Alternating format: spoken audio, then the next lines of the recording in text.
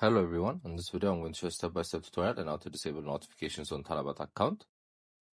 So first we're going to go to the Talabat app.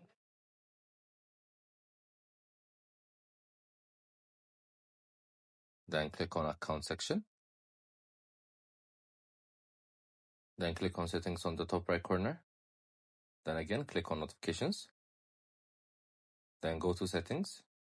So as you can see the notifications options is turned on. You're going to turn it off. So you won't receive any promotions or offers.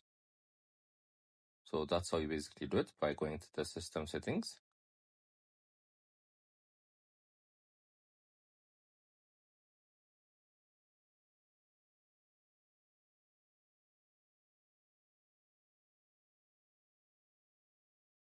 So this is how you do it. It's an easy tutorial.